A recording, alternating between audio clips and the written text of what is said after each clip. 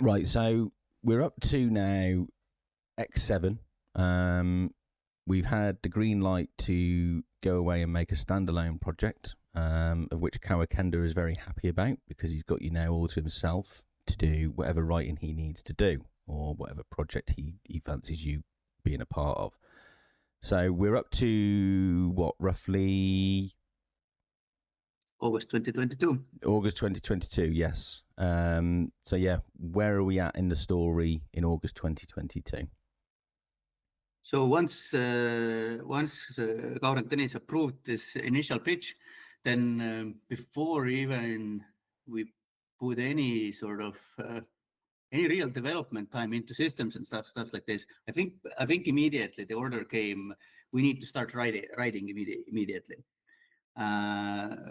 From back then, like in some ways, I understand that, or that's how I read it back then, was that Dennis and Kaur's rationale behind this rush was to see if we are actually able to write. Like in a way, like I said earlier, for me it had been 2 years or more since Disco launched. With Dora, they had seen her previous writing, but I guess like it was easy to justify it to yourself that okay, they need to see that we can do it. So we went. First of all, we went in and started writing. But before I go any further on this, I want to talk about this. Let's just start writing approach. This was something that plagued the project that we had been just moved from the new flagship project, replaced the sequel to Disco, and it was a problem that plagued. That was a problem we faced in Dark Math as well, and kind of like in the previous in this Disco sequel replacement. And also, like we talked earlier, there was no pre-production. There was this hastily put together pitch, and then even during these 3 weeks between the announcement and us flying to New York and getting fired, even in this period already, the attitude inside the company was, you just need to start writing. Like all these problems, they would solve themselves if we just start writing. And also quite a few of these things that people pointed out that are problems, even like how offensive the main character, male character was, and some of those other things. All of those things were addressed as, well, that is an interesting challenge for all of us to figure out. So this pile of interesting challenges to figure out was yay high. And the approach was, we just need to start writing. But and because I also saw this, we just need to start writing attitude later in Dark Math, I've now come to understand that where did it come from? The origins of this are in the fact that I think Kaur misunderstood an important aspect about Disco development, because with Disco as well, quite often when we speak about it, I often highlight the fact that a year before the launch, we didn't even know who the killer is gonna be yet. Like so much of it was this kind of, you write and discover, and then you move on, like this putting railroad tracks in front of you. Yeah. However, like what I know, when the people who were putting the tracks in front of them, was that there has been 15 years of this kind of off-company development, tabletop games. The world is already there, like outlines of characters are there. You're not, you don't start writing on a completely clean sheet. There's stuff there. With this replacement project, there was nothing. There was nothing to attach things to. And that's also why this approach absolutely did not work at all. Anyways, us on X7, when we needed to just start writing, for us it was easy. Like it was so easy because, again, we could follow the same, we had the same years of work building to build on, the kind of the Disco approach, Disco systems to build on. It was not difficult. And honestly, I even even in the very last sort of, what do we call it, the build, last build we made, this kind of a 2-hour playable was what it started out, what it was supposed to be. It turned out much shorter. But these early dialogues that Dora and I wrote, we didn't change them all that much for it.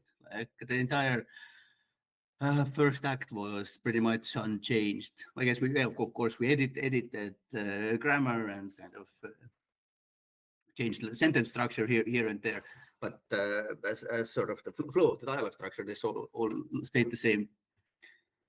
But we got to work on it for how long? A month, 2 months, or something like that. So what we were told immediately when the pitch was greenlit is that there's no pre-production. This was the pitching was your pre-production. Now we're going straight into production. We're just going to start making it. And this is this attitude that it was extremely prevalent with the new management, especially with how, for example, like Argo mentioned, when Y12 was cut and the new project was placed, there was also this feeling of we cannot afford to lose any more time, so we're just going to start making things. The expectation was the same for X7. And I mean, it's extremely difficult to make plans, to disseminate tasks, to even to calculate how big of a team you're going to need, any of those things without actually having sat down and thought about the game for more than 1 week. Like 2 weeks ago it didn't exist, and now you're supposed to know these things. There's this attitude from management, this kind of, but just do it, just sit down and just do it. And similarly there, I think the expectations were, they had the expectation that writers can at any point just sit down and start writing, and the fact that they're not doing that is because they choose not to do it. And at that point, we're just talking about me and Argo, because it was first me and Argo, and then 1 or 2 people joining at a time. But what they didn't understand is you need to first have a direction. You need to first understand the direction. You need to figure out a direction. You need to understand what is the scope of what you're making, how does it play. Like it's not just a novel either. We're writing for a game means that you need to understand at least loosely what are the mechanics going to be like in order to actually start. But this kind of planning is seen as, I've heard management say it, and I've heard the Kaur also say it, this kind of can you imagine how much money we burned on Disco when we were just producing documents? We will not be a document factor anymore. We don't want to be producing documentation. It was seen as a waste of money. And this is what is really absurd to me about the new management or the new ZAUM, is that you produced a masterpiece. So how can the logic now be, let's scrap every method we had and let's do everything completely differently? I felt like the attitude was, for management at least, that it must be much easier than they thought to actually make a masterpiece. And now they wanted to custom order, give me another Disco Elysium, but this time without the punks, without the difficult people, and it's going to be made by people buttoned up with Harvard degrees.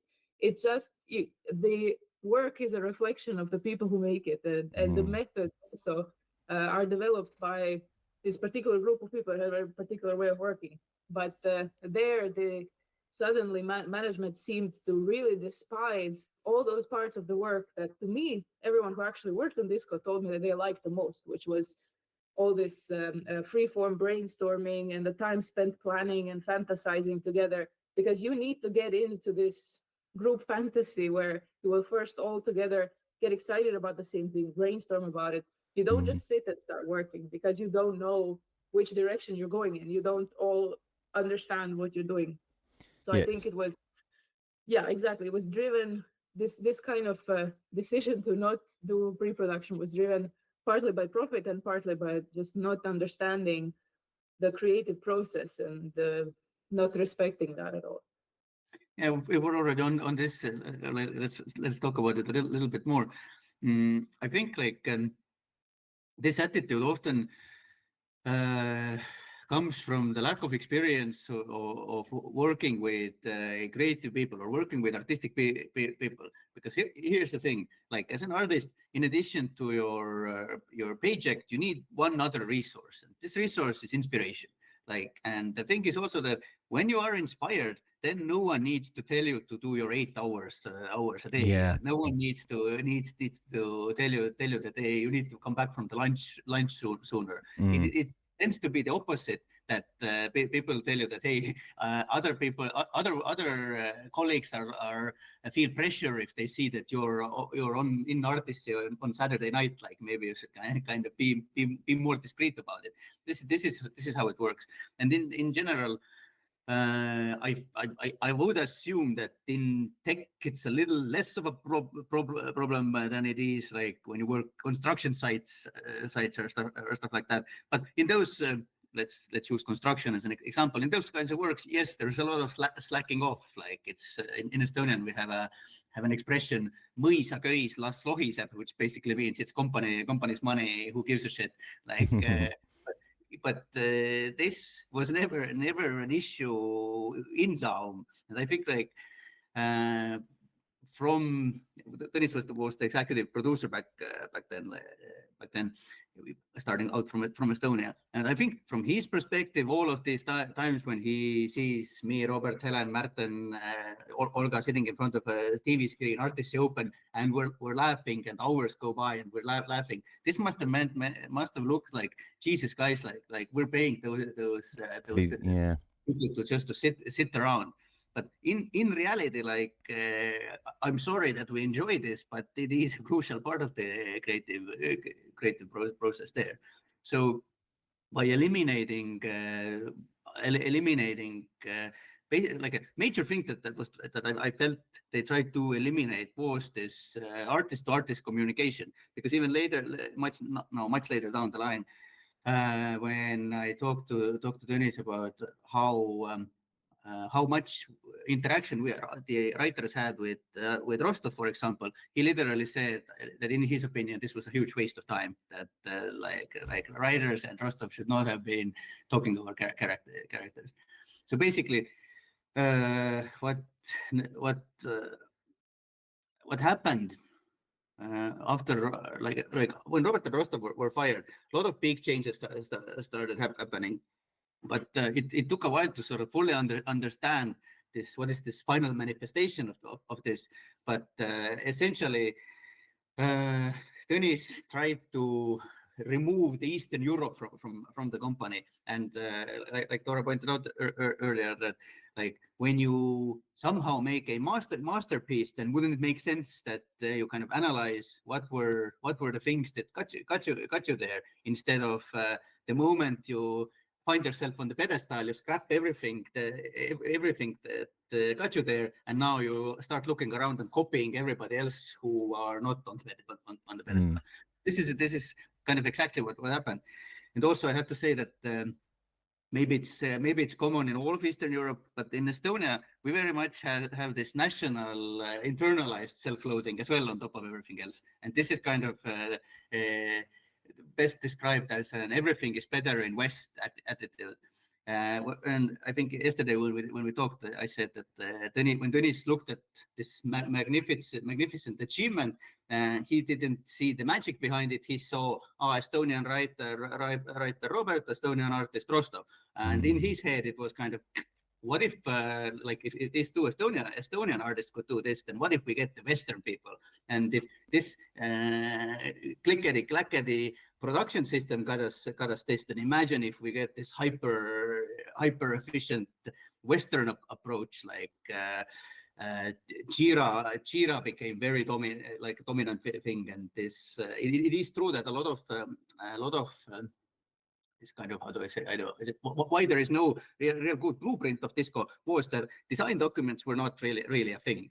So right now that all the 99% of the artists who made Disco are gone, ZAUM has nothing to sort of use as a blueprint how to actually make. And basically they're down to the same reverse engineering as anyone else who wants to do a Disco, like that they have to look at the game and try to understand how it was made.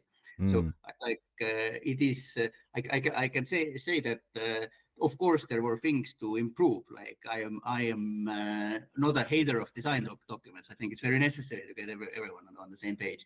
But Denise's approach took the company to this complete extreme. And even I remember Kaur saying that ZAUM became like a design document factory instead of a video game company.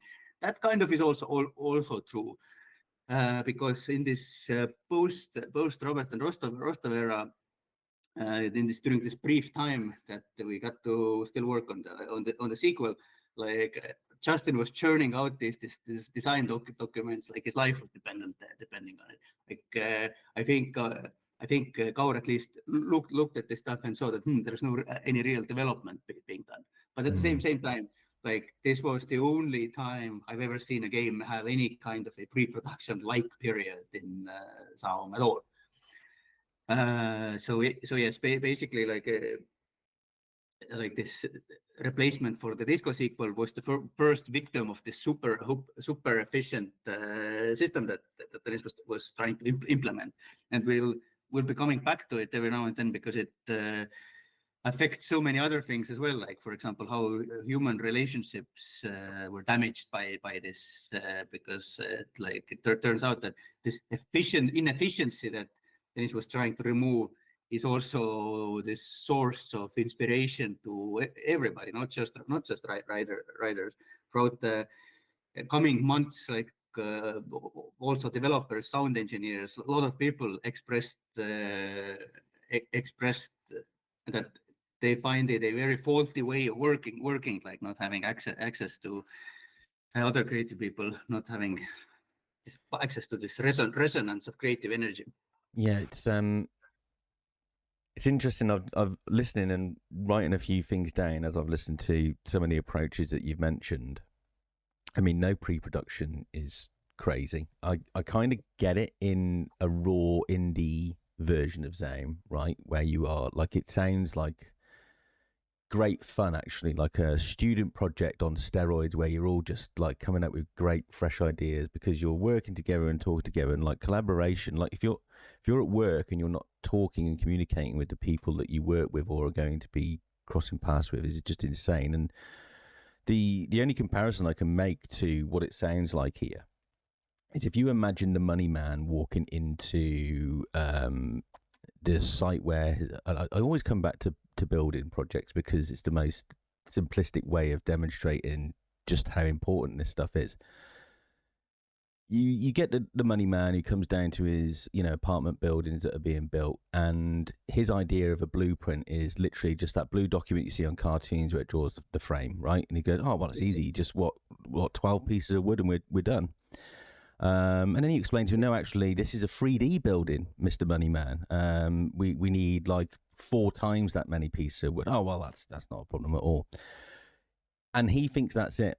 He doesn't realize or care that there is a separate document, technical document for every single aspect of that building, the electrics, the water, everything you can't just shove the electrics in. Like, you have to know exactly what the water guy's doing, otherwise you're in big trouble. You have to know exactly what the gas guy's doing.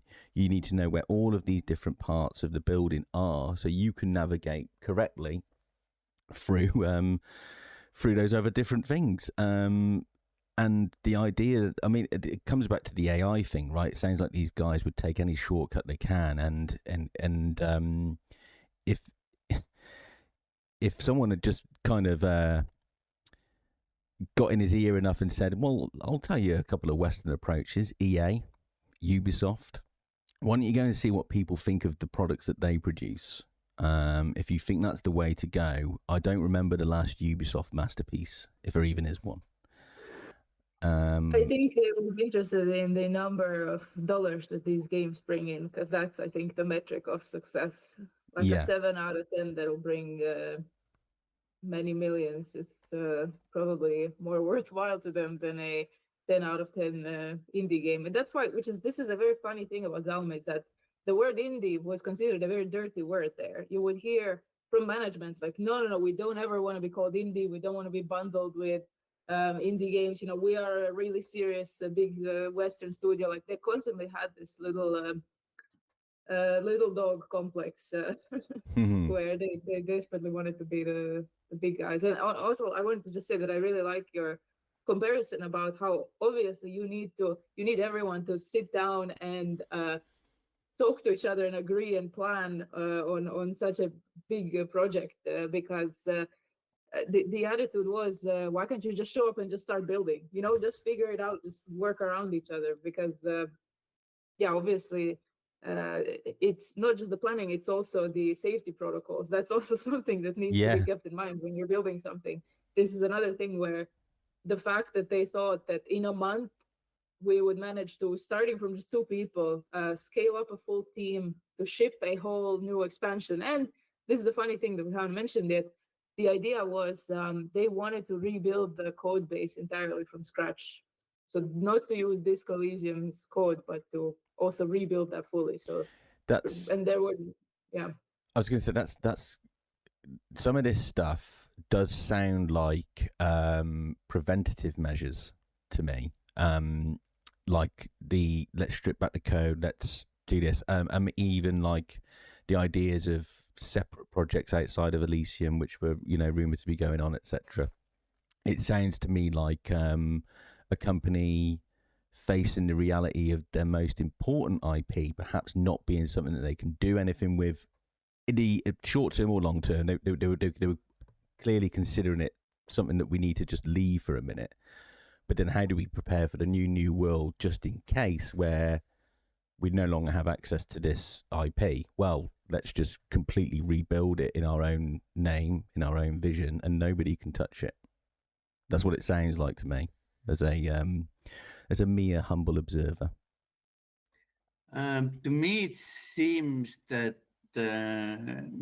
like this decision to rebuild the engine wasn't not the engine, but the code, source code. I think that wasn't motivated by that. I think that at least the reasoning inside back then was that there were not a lot of improvements that they wanted to make to the original code, and then looking at it, at some point, someone thought that it's probably easier just to redo it from the scratch. Okay. And then it turned out like a year and a half in that no, actually, maybe it wasn't. Maybe it would have been easier to deal with this the shortcomings of the old engine. The other one, I think, the other one is the SQL replacement.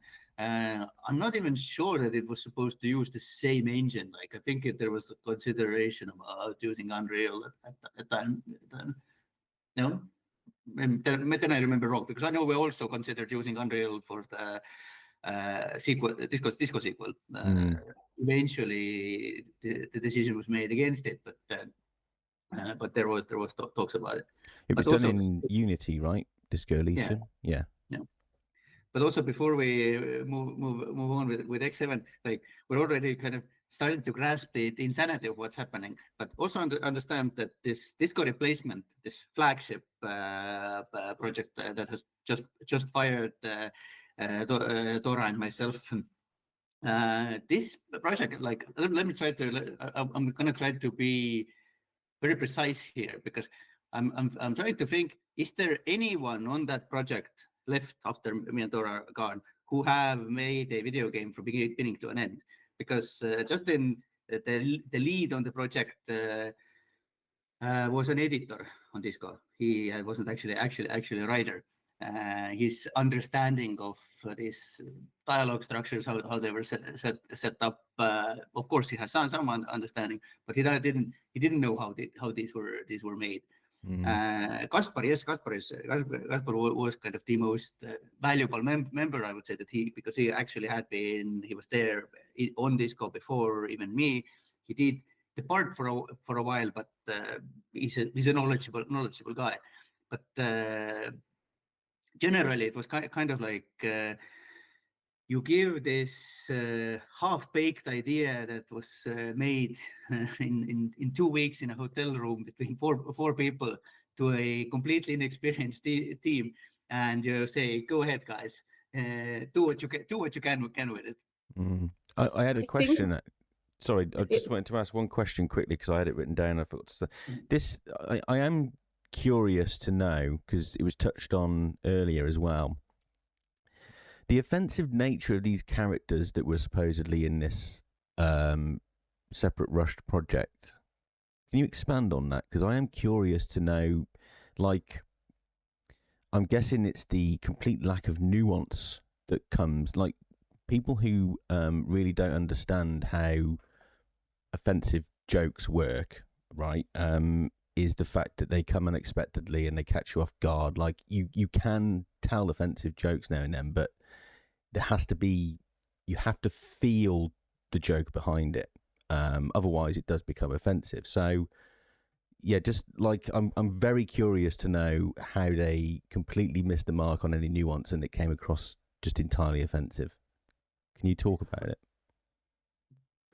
Yeah, I would say without going into any specifics that would be covered by NDA, then there was a very obvious and apparent mismatch between the effort and depth put into the female character versus the roster of male characters. And this was something that every woman I spoke to in the company was really, uncomfortable and kind of offended by. Some of the writing I think on that was insensitive. That was a criticism that was brought up quite early on board. Argo, this is the thing about like stuff like that. Offensive stuff in sitcoms and like comedy shows or whatever, they work because very quickly you understand as a viewer or a reader or whatever that the person highlighting whatever is the offensive viewpoint of that individual is a fucking idiot. So like It's Always Sunny in Philadelphia is a sitcom about 5 people who are the worst human beings on earth. So the fact that they do all this offensive stuff it's very clear that you shouldn't, right? And then when it's framed in a way that kind of feels more, no, this is the way, then it's just, blackout, completely offensive, right? So honestly, like it was not the offense there was not in that stupid way of phrasing it. It wasn't trying to be offensive. That was not an issue. Like in a way, kind of. I don't know if it would have been better if it would have tried to be offensive, but sort of like it didn't get any edgier than pegging jokes, like or there was a lot of pegging stuff. But what is like there were literally like random side characters who maybe they have one line of dialogue who had like these 2 A4 pages of backstory, and then your female protagonist who is in her character brief basically summed up in a line: all she wants is to love and be loved. Like this kind of God. Like it's I don't think you need to be a woman to write female characters. I think good writers can write all kinds of characters, but in this case it was very clear that 2 dudes are writing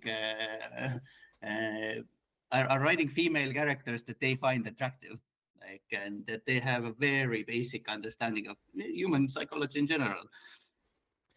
Yeah, I have to say that I think that their criticism was taken on board. Hopefully, at least I know that this conversation's continued, so this I think was updated. But I also remember seeing, I think, a sentence or two that I had written for Y12 being put in there. I'd written it for a different female character. So to me, what was really offensive is I worked on a female character for Y12, and then you couldn't come up with a new fully fleshed woman for the new project. You kind of had to take pieces from like other things. And this was another thing that was a big issue, was that they had taken quite a few segments out of Y12 and repurposed it for the new project. And this was something that it felt at odds with what we were told, which is that Y12 is just on ice. We might still someday come back and develop it. But if it's already been cannibalized and repurposed, to me, this was this signaled a bit of like creative insecurity and maybe a lack of kind of independent direction that the work was done to cannibalize, lift good parts out of Robert's pitch, put it into the new project, and then ship it where people will not know that there are good things that were taken from a project that was creatives were iced out of it. And unfortunately, when I left the company, there's portions were still there. To me, this was very much. I just wish that the directors could let their things stand on their own and not, even though they are from a legal standpoint entitled to mine whichever IPs they have in their shed. I still think it was. I still, when I see that, I really think like, did you have to take Robert's idea and put it in your game if where you're trying to prove that you're as good as Robert? Like, that's all I'm saying. Yeah, I have to second that. This infuriates me to no end, and it was kind of like it felt that it's the kind of a problem that gets worse as time goes on as people are more emboldened to do this. And like when I said that I always felt that Justin wanted to be Robert, and yes, in this context, it seemed kind of especially violating because he went literally like I've said it before that Robert has been a master of finding great names and like making these beautiful new terms up for in universe. Things, and this is like just literally went and started picking those things up as if they were his own. Like, to me, nothing signals creative bankruptcy more than this kind of scavenging. Yeah, horrendous stuff, really, in my opinion. I'm with you on that. I don't like it at all. Where did we get up to in the timeline? Yeah, so we're still kind of talking about the first few months of X7. So yeah, the expectations and the demands of us were pretty unrealistic, with the just start writing or just start with production.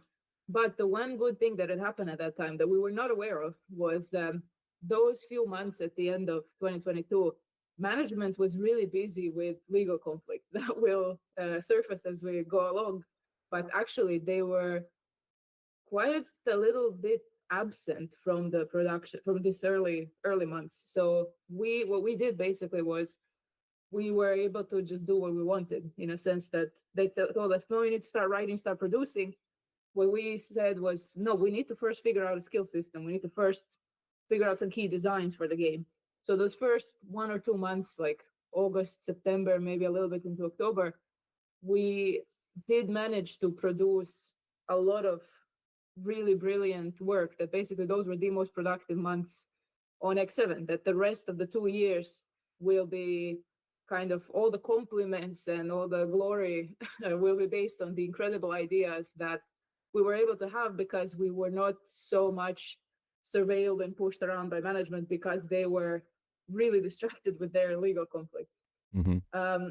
What happened though is that kind of as weeks passed of our disappearance from the flagship project, then people who were in the first place feeling very weird about the direction of it and very uncertain and not so excited, they started asking, where Dora and Argo, could we, what are they working on? Could we work on that?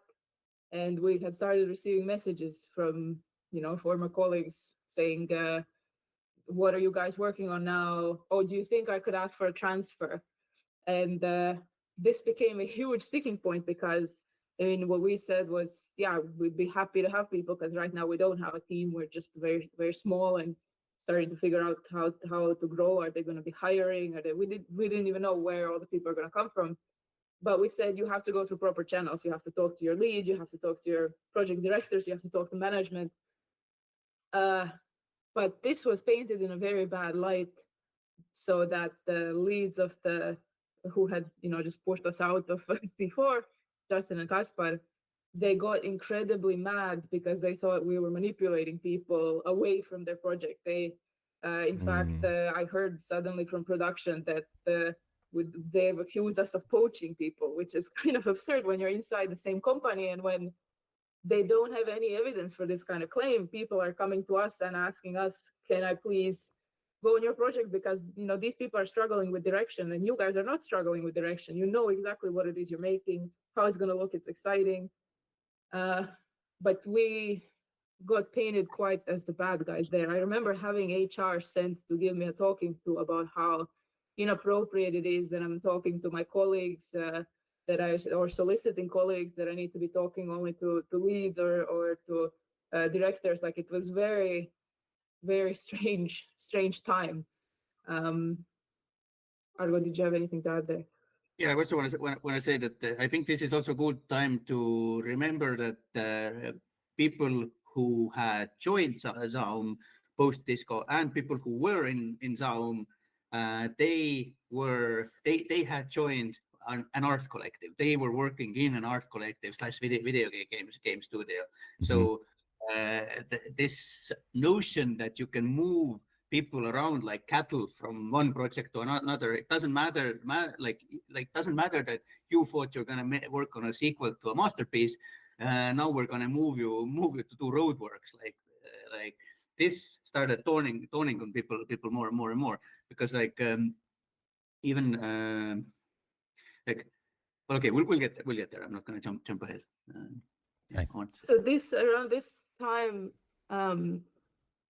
we got the instructions. So this was, I think, around 1 month into the project or something like that. We barely just got our bearings of figuring out what is this game going to be, how it's going to be played.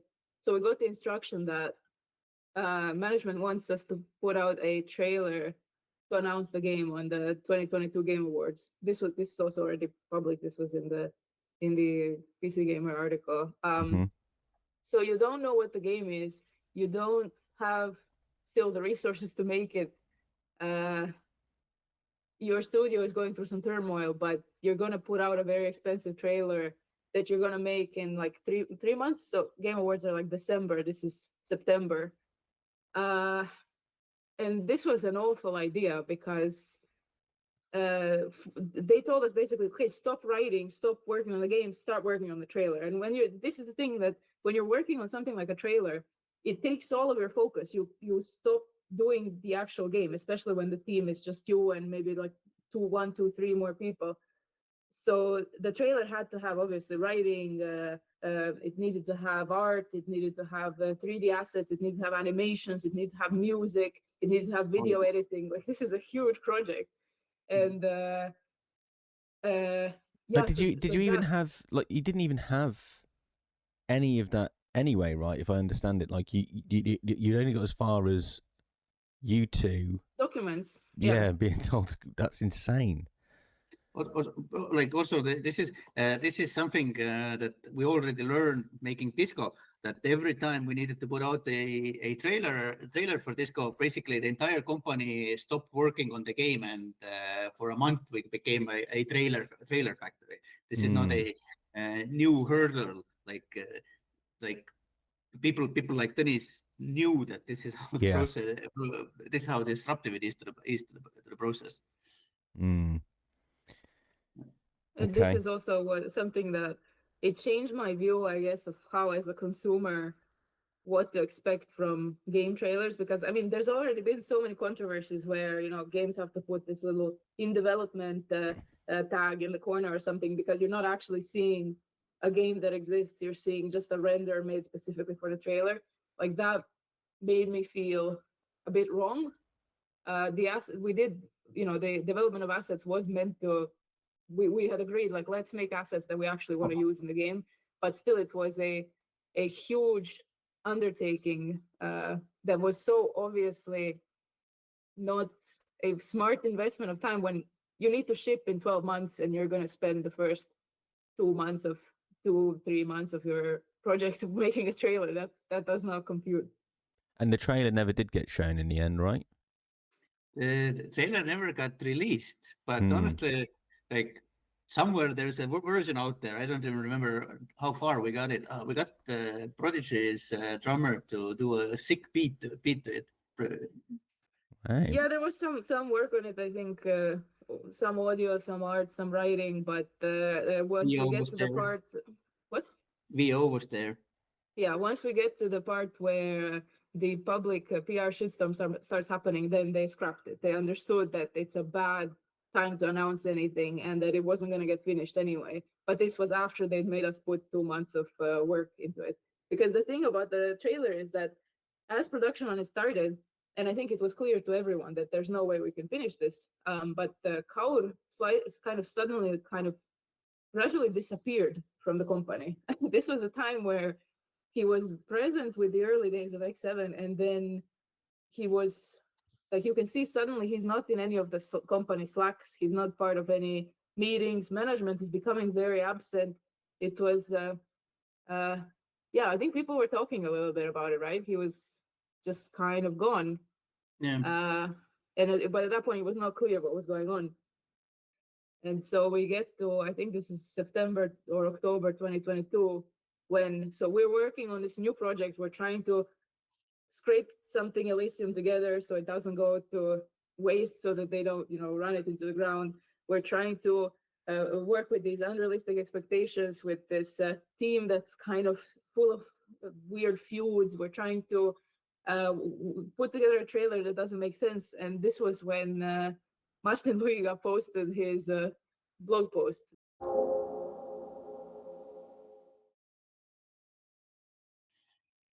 So we get to January 2023.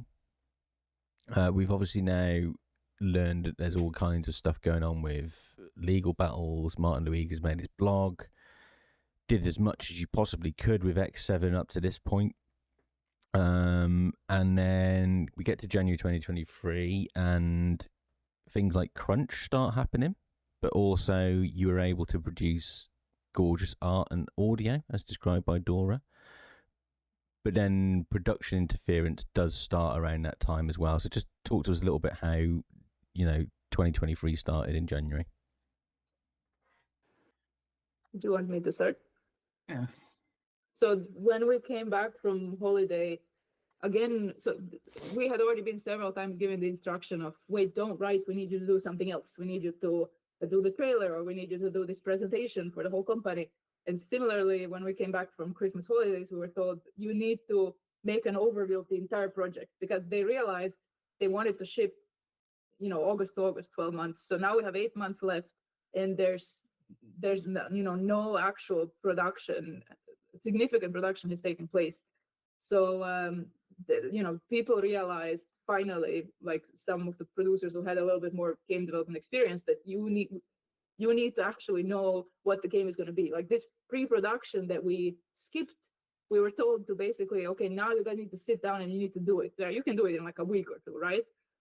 It took us the whole month of January. I remember, so the task was make this overview of the entire game, what the whole story is going to be, the range of assets that you're going to need, size, scope of maps, characters, everything, absolutely, code requirements. And throughout January, I remember waking up at 5 a.m, rolling out of bed, going to the office to just work from first thing before the Slack wakes up, before people wake up. It was, I think that was the first crunch on the project, where Argo and I were just working around the clock to come up, to be able to define how big is this game going to be, and figure out as much as we could about it. Yes, Nice. that was very intense. And I remember, yeah, go ahead. This was also because of the intensity, and we kind of we felt that we need to make some changes. So it brought like this positive period where briefly we weren't working remotely anymore. Me and Dora started going to the Brighton office. Liis was there every day. Like there was some life returning, and this is also kind of with this sense of maybe there is hope to rebuild started returning. This is also the time when David, maybe remember I told you about Mikey reading some dialogue, and then based on very little came up with this insane VO that I could not listen to without shedding a tear. It was just so fucking beautiful. Like he came to the office, played this. It was it felt that things are looking up. But this was unbeknownst to us, like I mentioned much earlier, that we didn't know how lucky we were in the previous few months of the project, that actually management was really bogged down in these legal battles. Yeah. The thing was that they had reached some kind of settlement, I guess, with Kaur. As we all know, this court case went away. He called it misguided or whatever. And we didn't know that then the eye of management would now start to hyper focus on micromanaging the project. So while we were working super hard on this thing, they had started, I guess, reshuffling the structure of the team a little bit. And I know at that time, Dennis was also involved in basically like a war with another female developer who, at this point, me and Argo, for example, we were doing the jobs of directors, jobs that, same job that like Justin is doing, same job that other directors in the company are doing. We are basically setting direction for the entire project, planning it out, talking about scope, about art, audio, like giving the vision for all of that. But we were paid like 1/3 of everyone else, and we did not have the titles. And similar things were happening elsewhere. Like, for example, this woman, there was no director in her department, and she was the most qualified person. And production was giving us gossip that, oh, can't believe how entitled this person is. And Dennis is working really hard to suppress that, to make sure she understands she can't have that role. And there was really weird, like the eye of Sauron had turned inwards, and now the warfare was internal, and you could really feel that atmosphere. Because also one day while we were busy and we showed up to a group meeting, and suddenly this other person who was so far involved with administrative management of the project was introduced to the team as the creative director of the project, which was very strange because we had been leading the project, directing it creatively up until that point. And it just felt like management had made these kinds of decisions without informing us, without informing anyone. And who knows how long these kinds of things were in process. And then we realized that other team members had also been told not to talk to me or Argo, but to, for example, they're not allowed to contact us because we are very busy. They can only go through this person or through their own lead. And then we would kind of receive questions kind of through this broken telephone, kind of third party. So this siloing had already started. We were, of course, already considered troublemakers for a while. And then at that point, I feel very much this, they saw that the project was starting to be behind time. And every time we asked, can we get more time? Can we get more writers? Can we get more resources? That was not accepted. Instead, they came back with this attitude of like, oh, you think you don't have enough time and resources, then you shouldn't be allowed to do any of these meetings. We're going to force you to just sit down and do the work, which of course, that's not how it works, because the project, the team, again, what Argo tried to explain earlier, this time is still, it's not wasted. It is crucial that you need to talk to other departments. You need to instruct the art team. The art team needs to inspire you. Similarly, the audio team, like projects started becoming disjointed because people were saying, hey, I never get to hear from the writers anymore. Like, what kind of game are we working on? What are we doing? I never get to have feedback anymore. And more, we were also being sidelined and being, suddenly there was a huge issue that basically oh, you guys were never supposed to direct this project. You guys were never supposed to be in charge. And I think a little bit of it was maybe because the Christmas presentation had gone really well and people were really, really complimentary and really liking us. And I think they were afraid of, again, they were a Robert Hammer looking for a Robert Nail, where they really did not want a new person to form. They could clearly see that you were becoming the new, in their eyes, the new kind of people for that team to look up to and idolize to a degree, right? Yeah. Because you had the goods. Go on. No, I'm finished. Yeah. There's this phrase that's very, very solid on surface, but kind of got abused a lot that they threw around is we're here to empower teams, not individuals. Like 100%, of course, obviously. This was a mentality on X7 amongst all of us that whenever there's a chance, we want to highlight each other's achievements. We want it to be a team thing. It was never about individuals. But this is kind of this because of the way Disco was made, because of the way the cancelled Disco sequel was being made, and because in parallel to this, there was also the project that how do I say it? It's called P1 in is the leaked code name, but it's also the one that Robert refers to in the BMG talk or makes a very funny remark that it was not very good.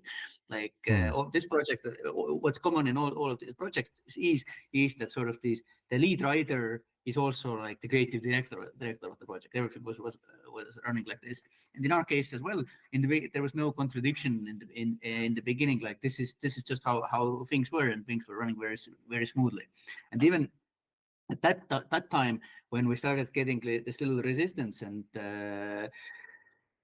fuck, like my my logic here, like who do I name and who do I don't name? My logic here is generally like if I can tell the story without it getting convoluted without naming people by name, then I don't name them unless I like there's something like in case of Patrick, I just generally feel that he played such a huge role in termination of so many good people.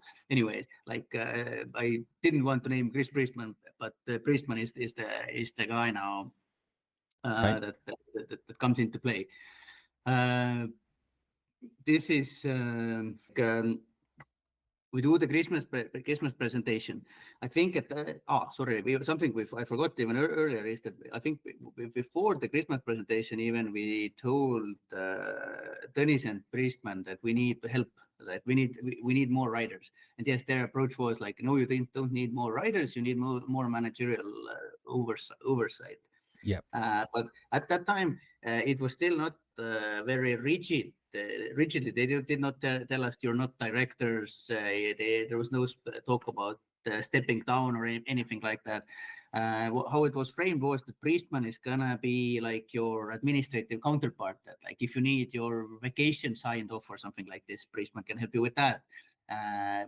We had these development conversations once a year. Development conversations coming up. Priestman can sort of take care of that formality with you. Like this was the way it was framed for us. This addition of him. But now in parallel, I said multiple new characters appear. Company had hired another producer, someone with quite a bit of industry experience. This is Phil Davidson. Phil Davidson comes to play. Phil Davidson came. He also came with a baggage. Like he came with a baggage and with very distinct dislike. Let's say dislike for creatives. Like you could see that he had a chip on his soul, and why that was, this was almost his catchphrase. He often when it came back to that and told that story that in his previous company that he worked for, he was not listened to, like his producerial talents were not listened, and because of that the company ended up losing, I think it was 15 million or something like that. If only they had listened, none of that would have happened. And from the very beginning, our interactions with him became quite adversarial because he was very much this production kind of person. And very quickly, I think they developed a friendship with Tõnis, or he became basically Tõnis's like right hand man, like he's enforcer. Even this, why we know about these conflicts between this woman who very rightfully asked for a leadership position because everyone else who were doing the same job in the company had a leadership position both in title and in salary. The fact that we knew about this conflict was that Phil was a big gossiper. He came and spilled the beans on that one. And like with Priestman, even honestly, Priestman is a very very mellow guy, and honestly, like he's a nice guy. Like that's also why I don't know, maybe beep his name out later. I genuinely think he's a nice person, and his biggest fault is the same guilt that we've talked about earlier, that he is very easily manipulable by authority figures. I feel I've never sensed that there's any malintent or evil in him, and honestly, we didn't end up in conflict with him. Like it was kind of through Phil. Phil became the lead producer, head producer. With him, we started finding this first resistance where, for example, when audio team was formed, the audio team Slack, like Leo, a published musician, we wanted him to be there as well, like with his artistic eye. Was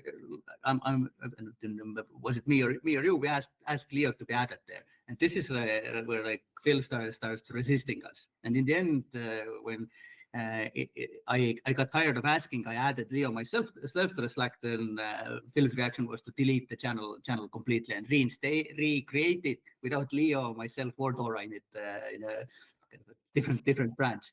Like this kind so of. I wanted to say that I earlier tried not. So even in the interviews we gave when we left the company, what we've tried to do along the way is to never name this middle management, because especially in the case of Chris, like Argo said, he's a very, very nice person and a very gentle person.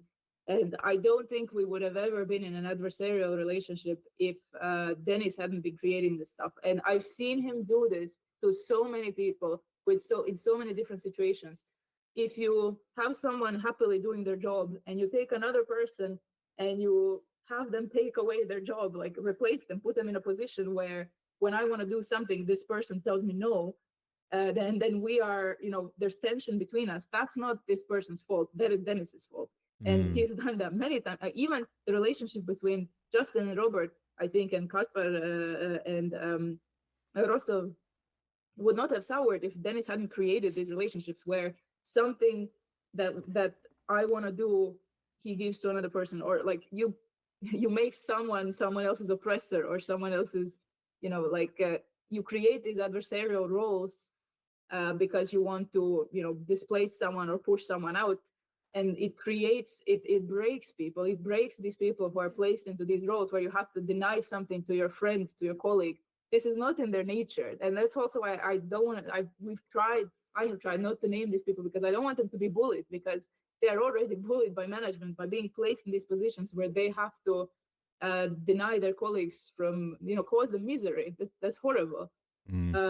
Phil is a little bit different, because when I mentioned earlier that there are some people who very quickly got roped into this information network where they siphon information about employees and delivered directly to Dennis. Like, I don't know how they managed to find Phil, but he fit perfectly into this atmosphere.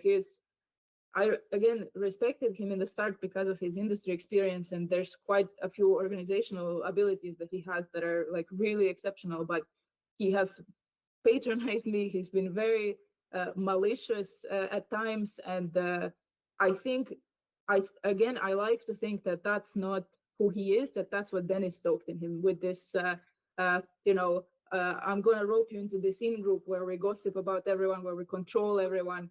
And that was exactly the stuff that happened. The number of times where I would ask an innocent question or add someone to a certain group, or I would want to give feedback to people from the art team or audio team, and I get invited to like this personal talking to that I'm getting often from Phil, but that is just a pass down from Dennis or someone, where I am being brainwashed that I am a bad person for you're overstepping, you're not supposed to be communicating with people, we don't allow this kind of feedback, it's not your place to do this. And it's done in this very perfidious way. HR has done this, leads have done this. It's similar to what Argo mentioned earlier, that when he asked about Rostov, then he gets these kind of innocent messages from leads like, hey, we don't do this kind of stuff here, we don't ask these kinds of questions. This was the thing that I was also subjected to regularly, where it was like, hey, you're not supposed to leave this kind of comment, or you're not supposed to give input to your colleagues because it's not your place, you're not part of the art department, or this kind of stuff, where very quickly sad on a water cooler meeting, because that brings the team morale down. Yeah, that was much later when it got much worse. But yeah, it was basically a situation was created where I guess middle management was trying to forcibly change the way of working and the relationships inside the project into something that was not working for anyone.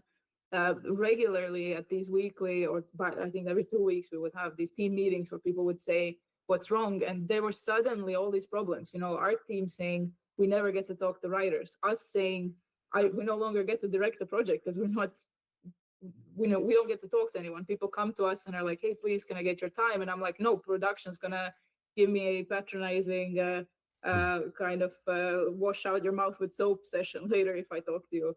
And like I have to say a little bit of this is also this information control aspect, this triangulation where no one could be allowed to have time alone with us, and we weren't the only ones with whom this wasn't allowed. This is very much this I want to say union busting, but it's not just union busting. It's this kind of high control set environment where there are people identified who cannot be trusted on various departments and various projects, and it's made sure that all communications are surveyed. You can only have discussions with a teammate if there's like a producer present in the call and this kind of stuff. Yeah, it's back to the cult behavior, right? That's basically what we're into here again, isn't it? Very much so.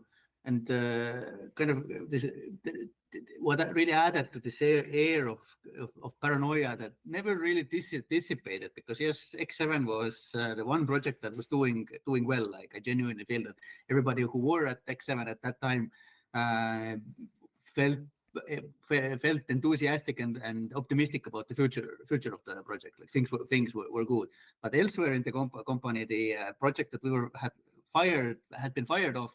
This was, I think, at that point going through first of its many resets, ultimately incorporating all of the changes that we fought for and got fired for.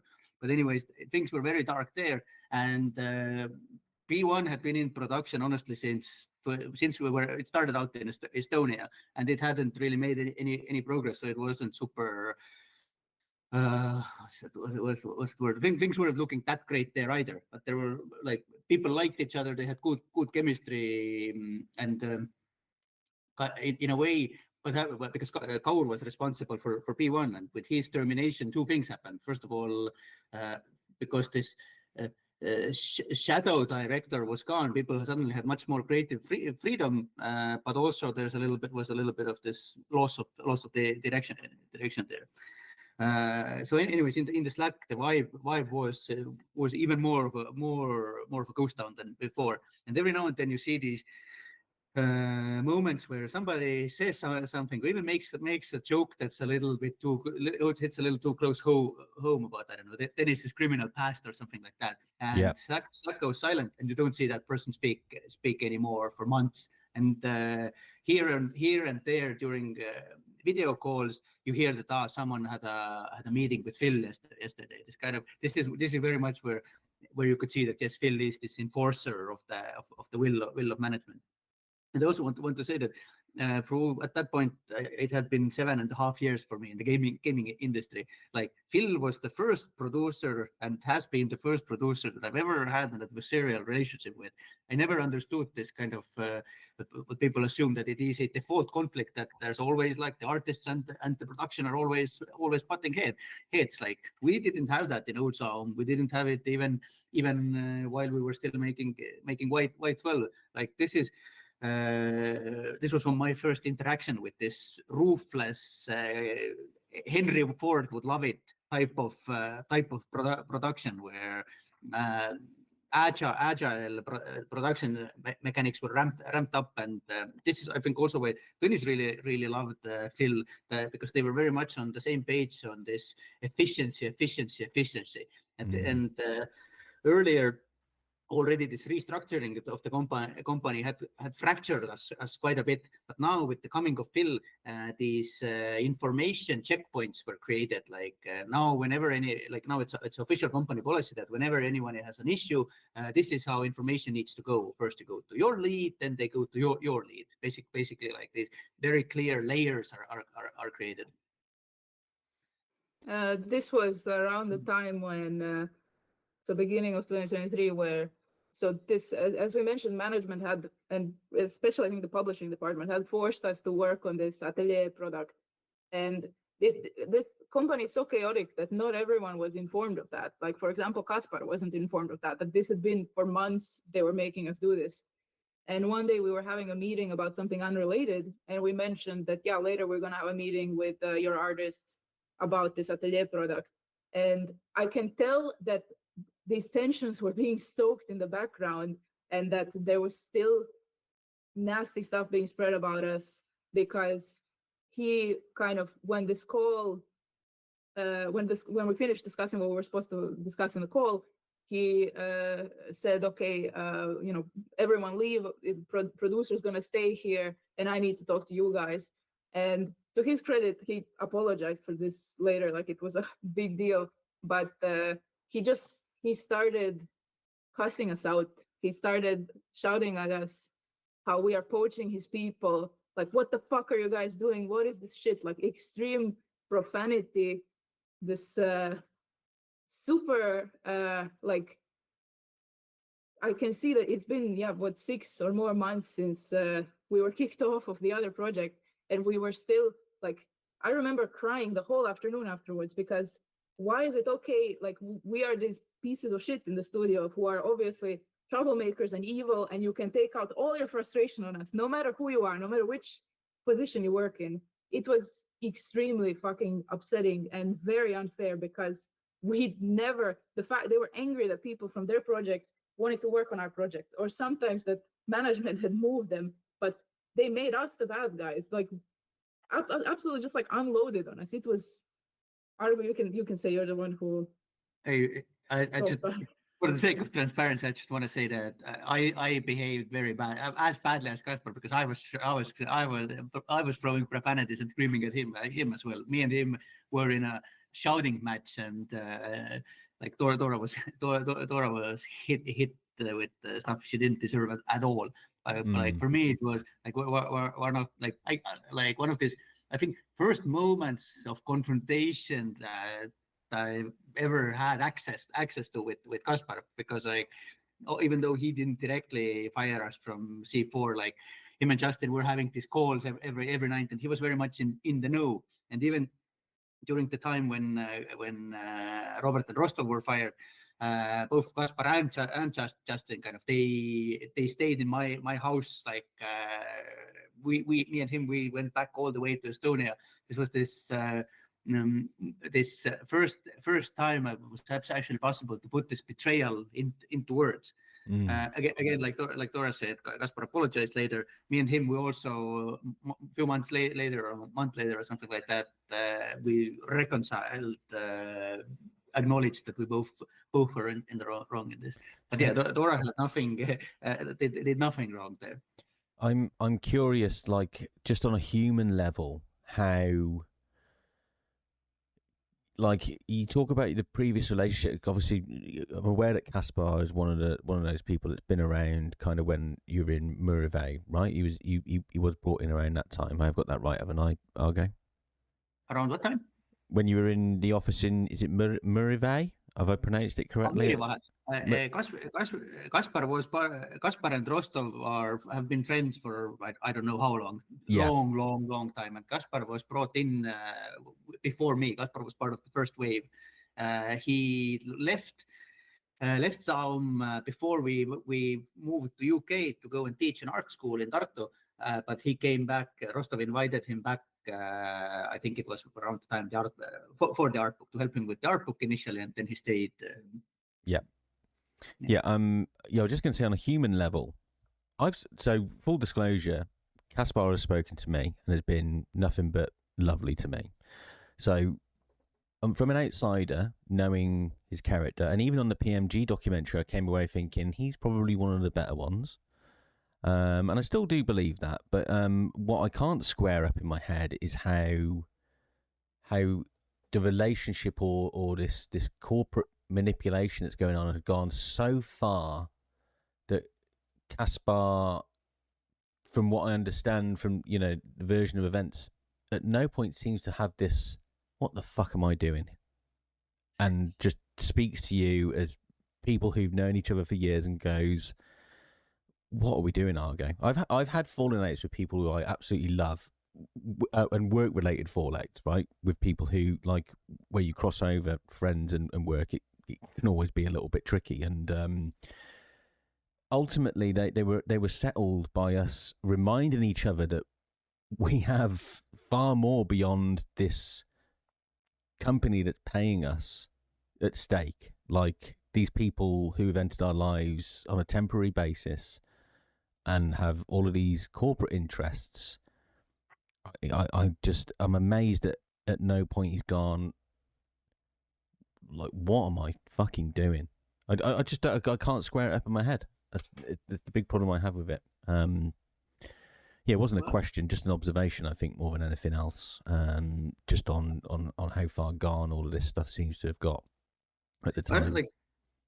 Yeah, I very much agree with you. I do think that Kaspar is one of the good ones. I guess let's use that phrase. Like, he's literally, I think, the only person of my friends who people who I considered friends at any point in time who were still in ZAUM when Dora and I were fully resigned. But when our relationship with ZAUM finally completely ended, he was the only person who sent me some kind of a message to acknowledge, like, kind of sucks. And I've even without this message, I can't help to feel for him because I have never seen a man so broken with guilt.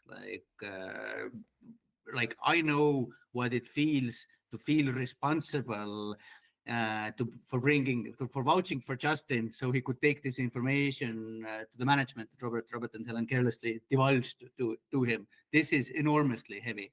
But Kaspar literally gave a testimony that the company used to fire his very, very good friends for many, many, many years. And the weight of this, I imagine, is so immense that, like what you're describing, that this, what the fuck am I doing? You can't answer that question because, like, your whole of you will collapse or implode, like, because how do you package this to yourself? How other than putting the justifying that this was a good thing to do you live with yourself? Like, this is like, and also this is that, but Kaspar's career in ZAUM, like, I mostly observed it from this distance, but I feel that the management deliberately put him in situations where it got worse and worse and worse for him.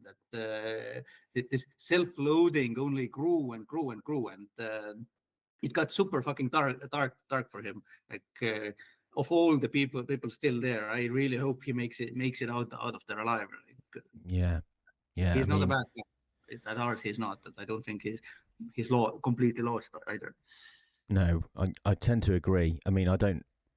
The thing that everybody has to remember, I don't know anyone really. Like, I might feel like I do, but because observers generally tend to, right? But it's very important to highlight that I don't know anyone anywhere near well enough to comment on their current psyche and all the rest of it. But what I do know of Kaspar, as I've already said, is he seems okay to me, and I agree with the sentiment that you say there, Argo. I hope he can kind of reconcile all of this with himself and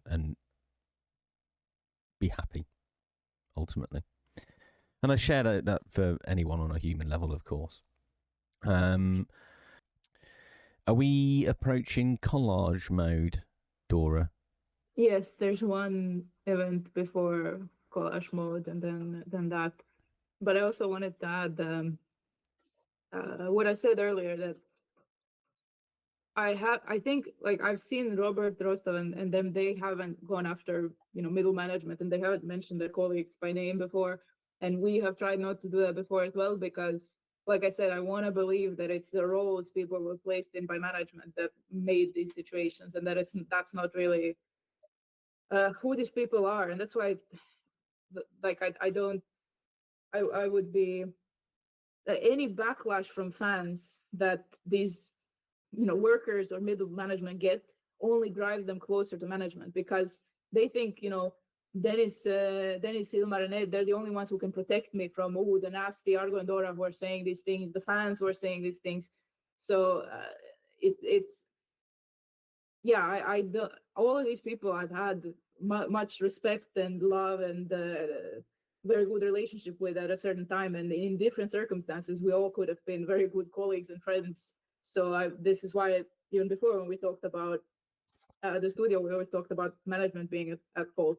Unfortunately, I guess as we progress in the story, we'll get to the part where the middle managers are also trying to go after us even after we've left the company. So unfortunately, in order to defend ourselves, we have to name some of these people, but it's not with the intention for anyone to get harassed, because again, I want to remind people that the blame should always go upwards. Yeah, no, agreed. And you know what? There's been enough silence around this story already, right? And where there is the absence of noise, it means that people can generate whichever narrative they want, right? Because if and this is kind of the story in ZAUM, right? It's as much about what doesn't get said in certain scenarios, certain contexts, and certain people, which means that the overarching, narrative across the company has this consistency that clearly the directorial high-level people want to be the narrative. If only they'd focused all of their ability to weave bullshit into something like a video game, they might have been able to come up with like an interesting plot. You never know. You never know. This is the thing that most people, even inside the company, don't really comprehend, because in any high control organization, there are layers. You have the most inner circle, and then it's like an onion, right? People at the most outer layers of the company, to them it might look like a regular company, but the closer you get to the middle, you realize how many hours per day the management spends in scheming, plotting, having enemies, fighting with internal enemies, fighting with external enemies. Every single time in these 2 years that I've had like any extended interaction with anyone from management or even from this internal circle, always there's talk of Robert and Rostov. These are like specters haunting ZAUM. There's so much gossip. There's always some there's always some scheming talk. I'm not surprised that so many projects were being derailed, because management does not spend time thinking about games nearly as much as they spend waging these wars. That's also what I said when I exited the company. It's a company that wages war against its own creatives. They don't it's impossible to overstate how much mental space and time these people spend on just this kind of stuff. Yeah. No, also take a moment to appreciate how morbid it is that years after Robert and Rostov have been fired, Ed Tomaszewski, who's never met either of them, spends hours and hours, like weekly, I would say daily at periods, gossiping about those two guys. It becomes like this strange addiction to talk about it, and also I think because in these inner circles, there's not a lot of common interests in general. So this is this one thing to bond over. And is there a stronger bond than a common enemy? No, of course, yeah. Yeah, it reminds me, I had a really awful boss at one point, and whilst he was in the company, it's all anybody talked about. It was, and you're absolutely right. There is nothing that unites people like that. I actually remarked on it with one of my colleagues recently. I was like, what did we actually talk about before, like, he was dismissed? And I was genuinely like scratching my head, because we talked about it for hours every single day, because it was a common enemy, and it was driving us all mad. So yeah, there's nothing quite like having a good old moan or a gossip to get people united. Go on, Argo. We had the same moment happen where at some point we recognized me, Dora, and some friends who still worked in ZAUM that nowadays when we get together we're just talking about how shit it is at work, how bad things are, and we need to stop doing this because people started recognizing that this is hurting my mental health. Like I'm not enjoying spending time with my friends anymore because every time I do this I just go through this toxic shit and it doesn't make anything lighter. It's just kind of repeats and repeats and repeats, and we literally had to make a call that we're not talking about this anymore. Yeah.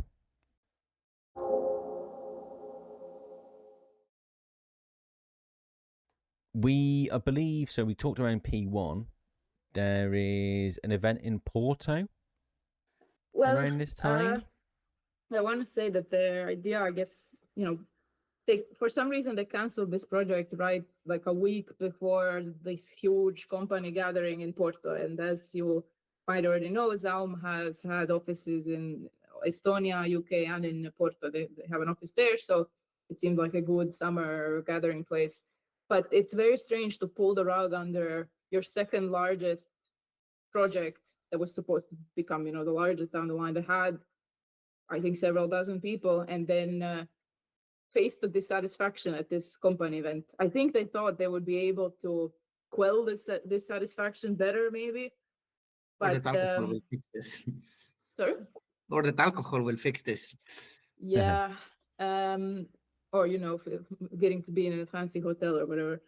But to us, before this event, they had informed us that so this huge project that was cut, majority of its people are actually going to be moved to our project, which was the smallest one of the bunch. So imagine you have this sinking ship and you have the small raft that cannot hold a quadruple influx of people coming all of a sudden.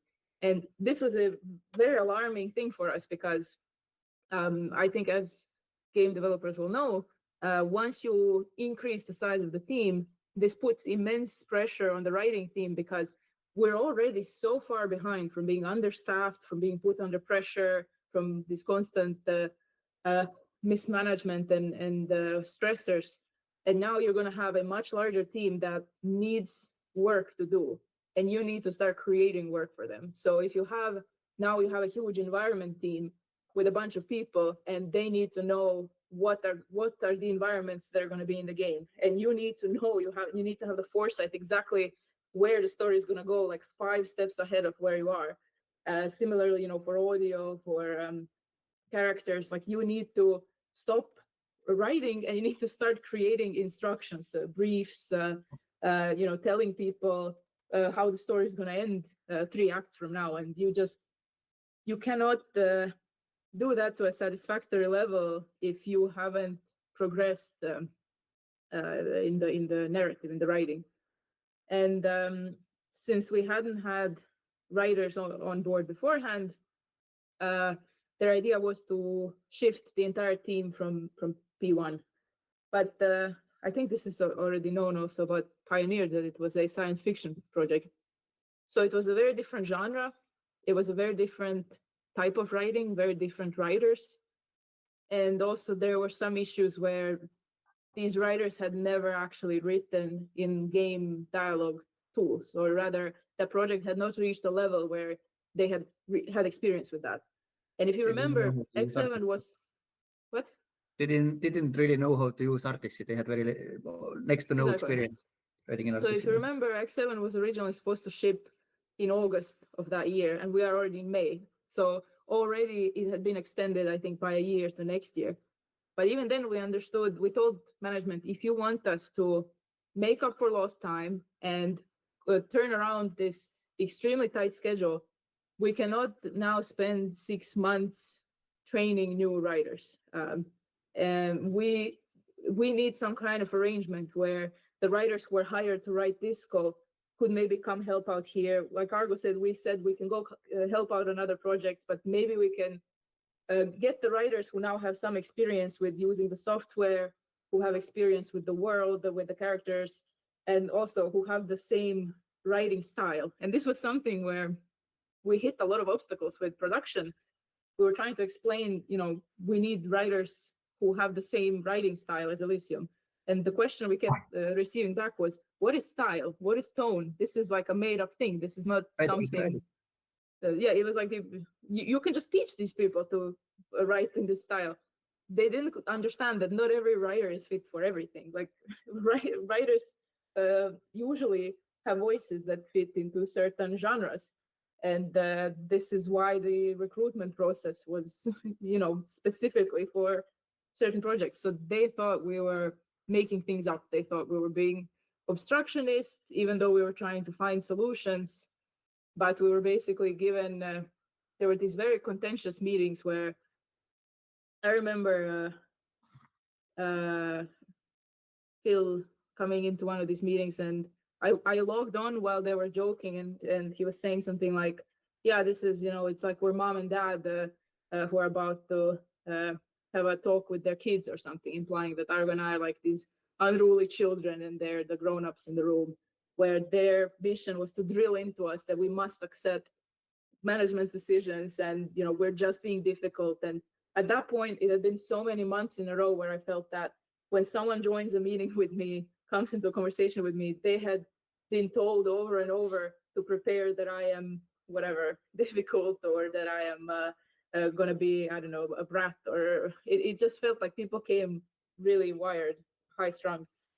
And there was this altercation where basically they had told Argo that you either have to absorb the P1 team or the project is going to get canceled, which is not what they had authority to say either way. And Phil took it upon himself to use this threat there.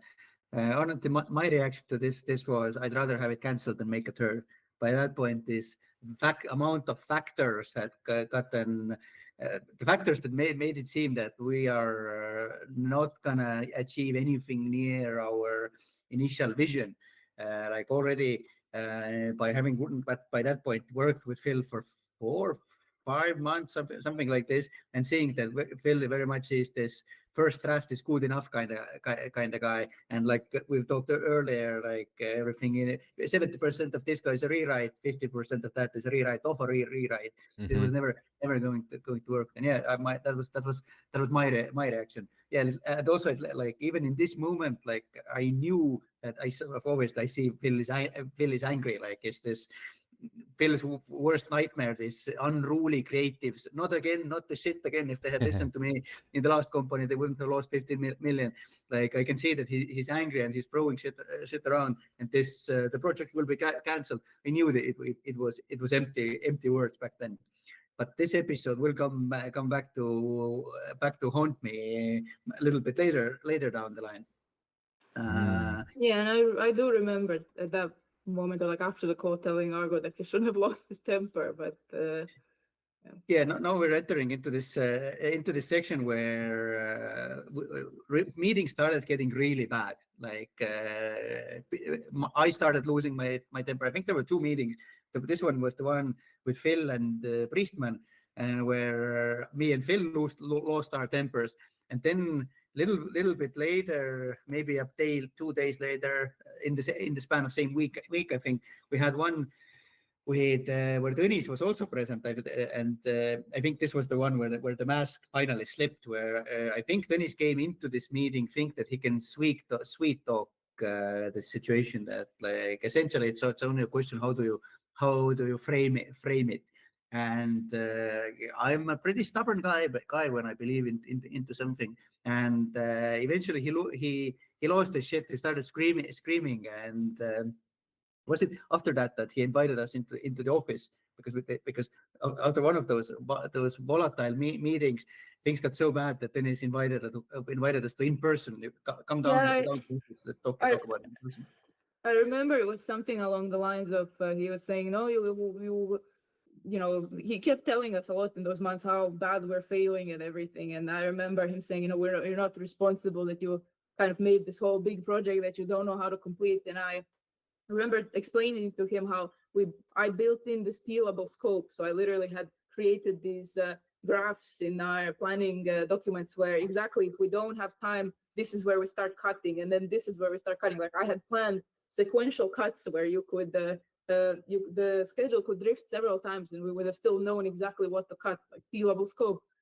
And when I explained it to him, he said, "Oh, so you can't write, you can only cut," and this kind of stuff. It was very, very petty. And yeah, then he invited us to his office, I think, because he saw that this decision to just force a new team, which again, at this time throughout this week, I remember telling everyone involved, management, everyone, that I truly love and respect my colleagues on all of the teams, that this is not anything personal, that those people, they're going through a terrible time, their project is being canceled, it's so rough. I don't want them to feel rejected. I don't want them to be put in a project where it's only going to cause more stress for everyone. I don't want this is not a personal issue. I just feel like we're going to lose the project, we're going to lose our jobs, like stuff is going to tank unless we are making smarter decisions about how to build the team there. But of course that would become used, because I think when I made it clear to Dennis that I don't want to have conflict with these people, I don't want them to feel like I'm rejecting them because of who they are as people, that's precisely what he would then later use for that. This in-person meeting, Argo, this was when we went to the office, and Dennis didn't look at me or talk to me for the whole thing. Yeah, that was super weird. Yes, we went to the office. It was right before the Porto event, and also to be clear, the BMG doc was it aired right after the Porto event. I think even in Porto we were thinking that maybe we'll watch it together if it comes out when we're there. But I remember Chris, when I asked Chris when is it gonna air, Chris said that okay, like I'm not gonna drop it on you while you're on Porto. I really appreciate that. So it was literally the next week when we got back, I think, just to stay consistent on the timeline. But yes, went to London to meet Dennis. I don't know. Was it? What was it? Did he do it on purpose? Like I tend to believe that yes, he did it on purpose. But he completely ignored Dora. Did not even make eye contact. And at that time, he started running this weird little icky campaign on me, where it culminated in Porto. Honestly, where he looks at me like a. Looks at me in this in love face and keeps telling me, Argo, only you can write this, only you can save this. While me and Dora, we have been working on this project together since the fall of 2022, and on numerous occasions I've highlighted publicly in the company, not just to Dennis, but on even these larger gatherings, that I think that Dora has done more than I have done for this. That this is it's very unfair to put this kind of this praise on one person, because already by that point it was clear that Dennis has a tendency of not crediting women very much. I was going to say he sounds like a misogynist. Oh, dude, you have no fucking idea. Misogynist is an understatement. Well, I mean, I'll lay some more of my cards on the table. At this point, I think Tonis is a complete fucking arsehole, to be honest, is my assessment so far. So, yeah, I don't think it's going to get any more glowing than that either, to be honest. Yeah, there was some strange stuff going on there. He was mostly talking to Argo about how Argo, he's the only one who can do this, and it was a very interesting approach from his side. Again, very good social engineering, that we showed up in his office, we were ready to argue about whether people should join or not, but his demeanor was as if like this is already decided, so now we're moving into the future. Now we're like talking about the next thing, which diffused us. It's so skillful. There's a lot of good lessons to learn from Dennis, and none of them very moral. But and then I remember he was saying, "You guys going to Porto is more important than any kind of work. The most important thing is that you need to be seen there playing ball." I don't know who with or what kind of ball. I think he wanted us to be seen playing ball with him, possibly. I don't know. It was some kind of social engineering thing where we were supposed to go there and project an image of everything is great. That was when the issue was that my passport had been stolen. I think like a week or two prior. I have a police report from that time because we were in London. We were looking at flats, and my passport got pickpocketed, and I had to apply for a new one through the embassy in London, which means I just couldn't get it in time. And I told them it's not safe for me to leave because I can't be readmitted to the country. And then that was just one of the couple of interactions we actually had. And that near the end of when we were getting up to get out of the office, then he kind of embraced me and in this weird way whispered in my ear, like, I think you should still go to Porto. And I would risk it, I think was the yeah, line. yeah, something like that. I would risk it. And I'm thinking, that's not legal or safe. And by the way, the company is sponsoring my visa at that point. They're my sponsor in the UK. Without the company, I don't even have immigration status. So it was just odd. And at that stage, by the way, I had got into the habit of sort of covering up whenever I go see Dennis, because as I said, he had also stared at me before in a very objectifying and uncomfortable and unwanted way. So just all of it felt very slimy. I mean, And also, how would they even? Sorry, Argo, go on. I was just going to say, how the fuck would he even hope to achieve smuggling a human being without a passport into Portugal? It's insane.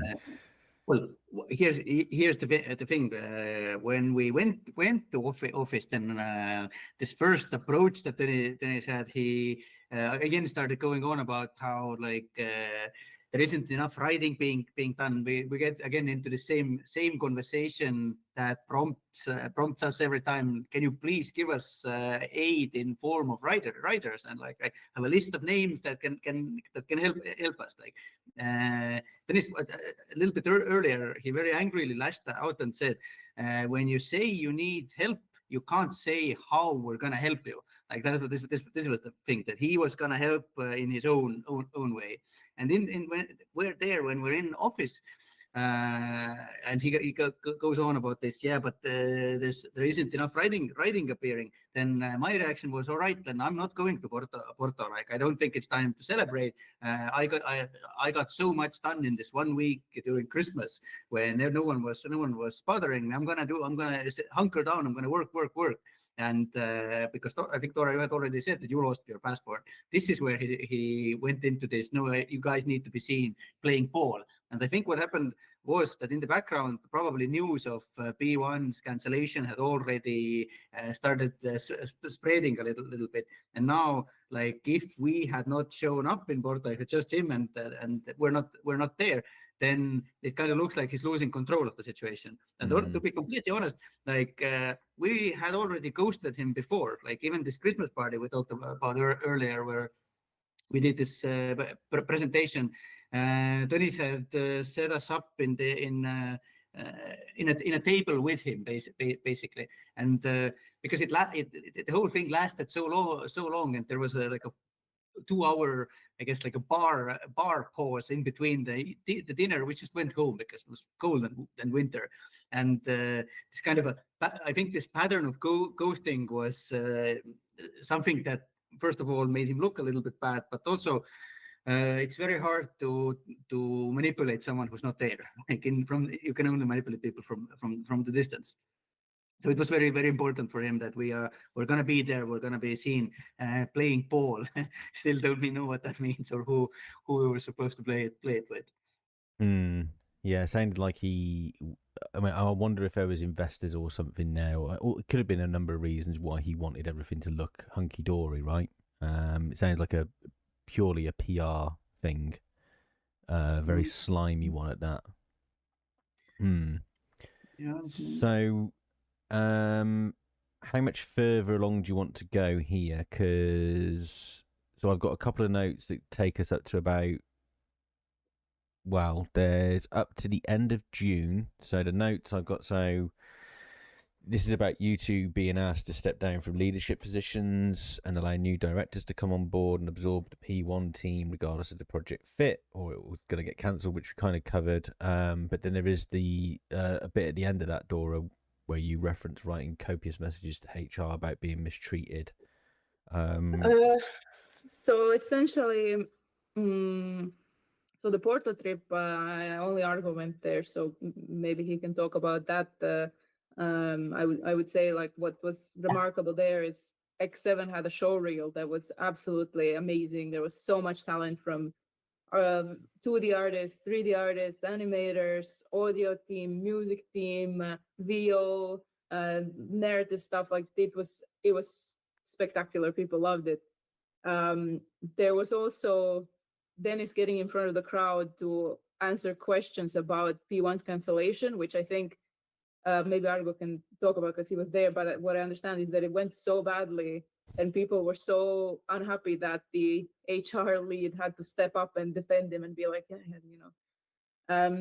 During that time while Argo was in Porto, I was at home writing letters to HR about how depressed I am and how unhealthy this company has been for me and how we're the only people who cannot lead our own project, and why do I feel like we're constantly the ones who are attacked and who are extended letters about all this stuff that had been going on. And what I of course should have understood is that they're all in Porto, so the HR was just showing it to management. It was just going directly to them.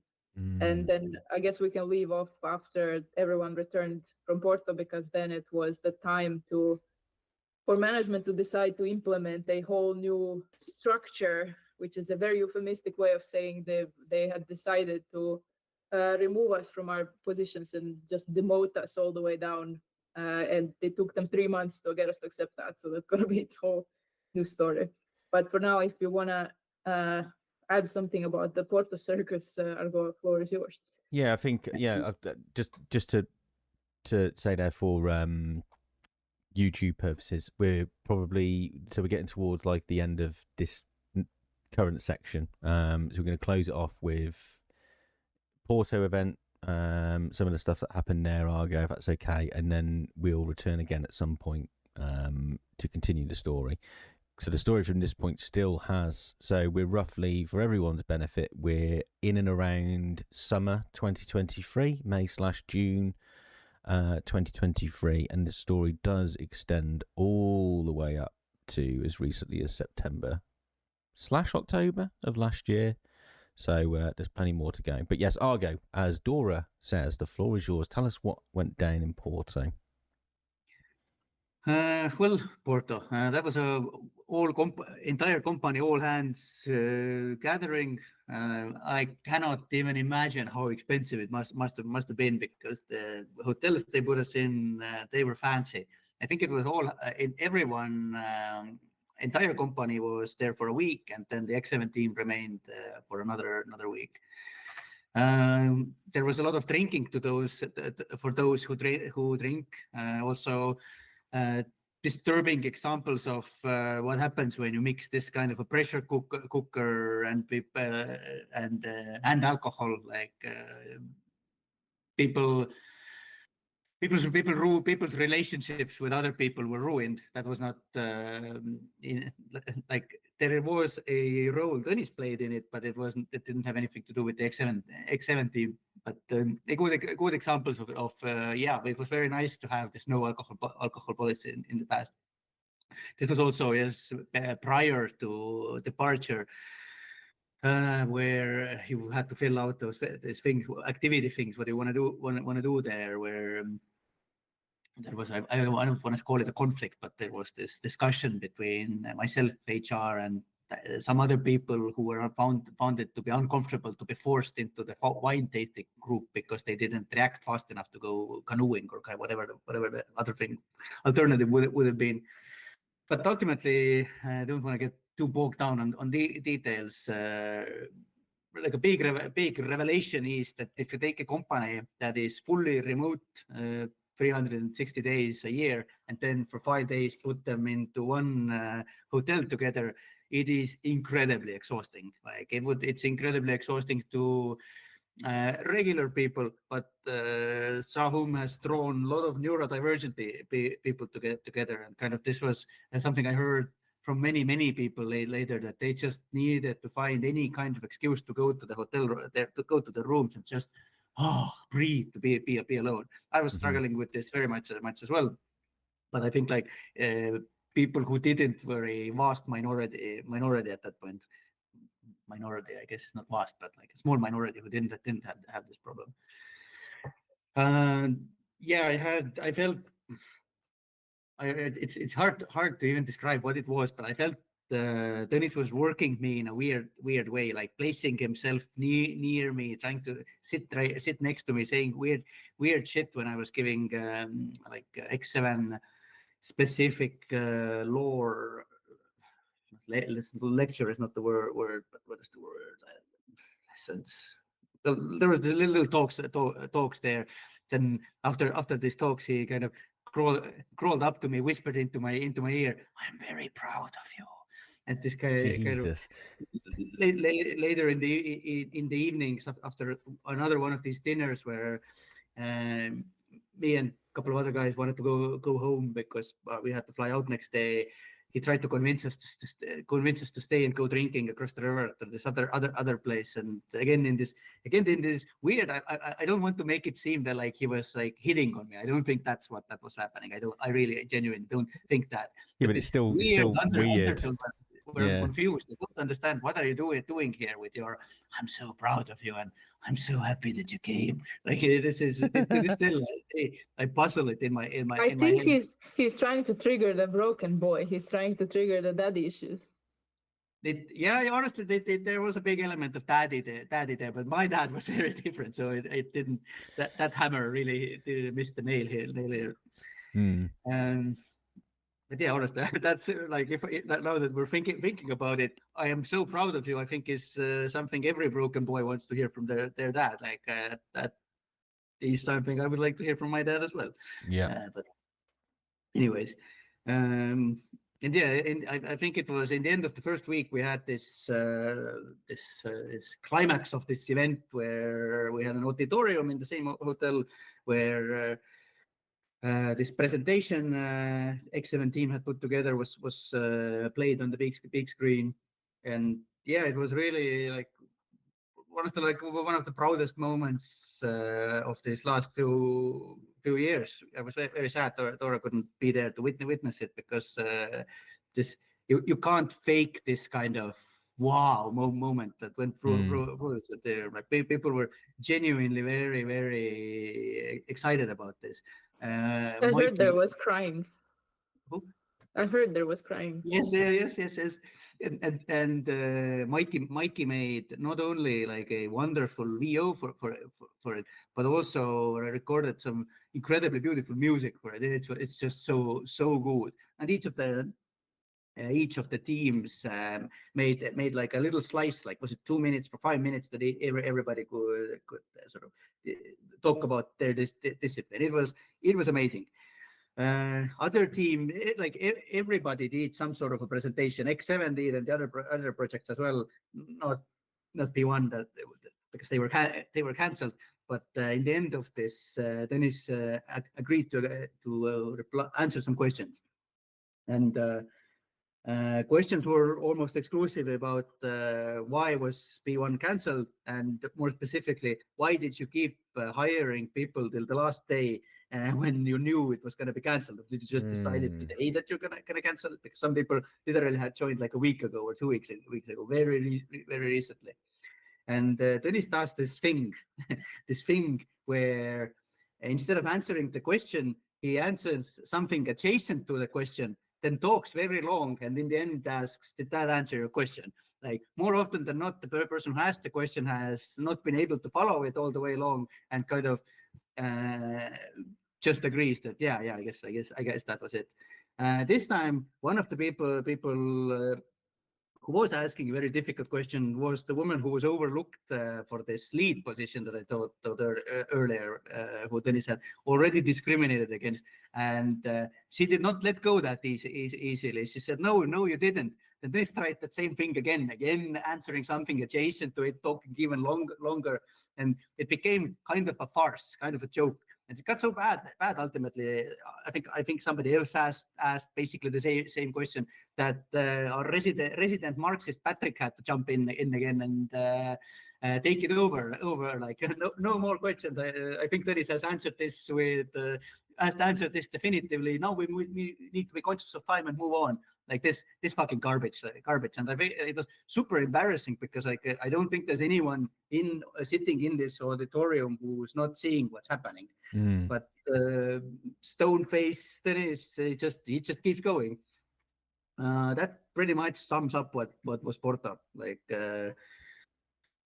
that must have been I think absolutely to go from witnessing the real and feeling that level of positivity about, that there must have been do you know what, maybe it was all fucking worth doing in the end, and then to have like this bullshit presentation of facts in the eyes of these people must have been, it must have just immediately been, oh no, the bullshit hasn't gone anywhere. Can't imagine how it made you feel. You know what? It is such a weird thing because even there, okay, after already being in this Cold War with Dennis for a while, seeing this presentation on the screen, it still felt that you cannot debate quality. That there is enough of us on X7 who believe into it so strong, you can't take every one of us out. And if we're together, if we keep pushing like this, like it felt like we have a chance to turn the tide, turn things around. And what I forgot to mention was that on that the earlier meeting where Dennis was encouraging Dora to risk it without passport, we came away from that meeting agreeing to absorbing the B1 riding team, right? Like so in Porto already we were with this knowledge that this is how we're gonna have to work, and already in Porto kind of trying to think, okay, like I think I can see a way, not just me, but I was constantly talking with Dora as well, that I can see a way to spread the workload in a way we can make it work. Like even thinking what rider can do what, and how do we start arranging this learning process.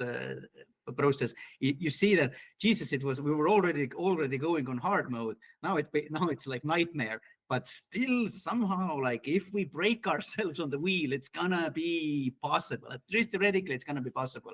Like it's still not as hard as the conditions that Disco was made under, I thought, foolishly. But in Porto also, I was forbidden to tell any of the new riders that they are going to be with us. One of them was a guy who was on this Disco replacement project, who was promised to us, and who really wanted to work with us. And I was asking literally, or even on the last day, that can I tell him? I know he would be happy. And it was like, no, not he was, but the producer Phil Davidson was like, no, not right now. It's not a good time. So I never told him, and it never came up again. Like months and months later, like 6 months later, he learned that he was going to be part of X7, and he didn't get to be.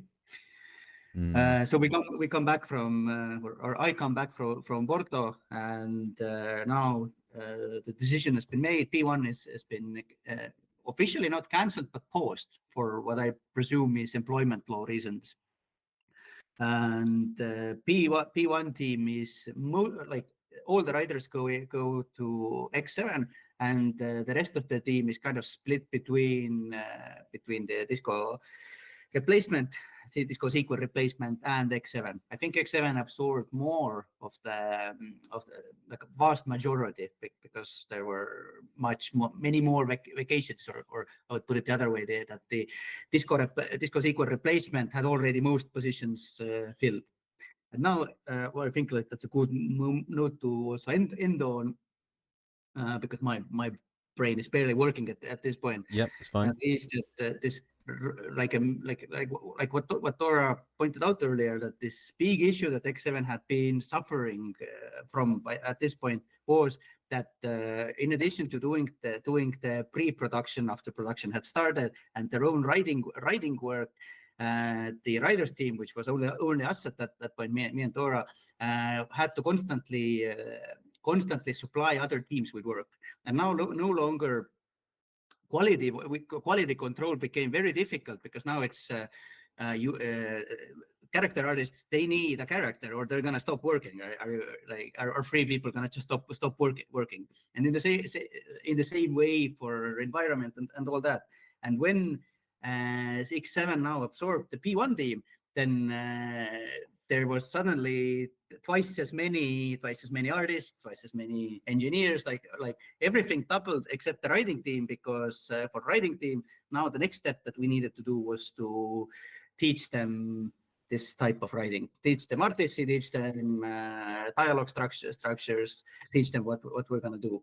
And we agreed that we are going to go into this tutoring mode for a couple of months now. Let's end it on this note, maybe. Or Dora, do you want to add something to it? Am I leaving something out? No, I think that's very good, and it would be hard pressed to believe it, but the next session when we come back, it's only gonna get worse, and yeah, hard to imagine. I mean, maybe it'll get worse, but at least it'll get significantly worse. So.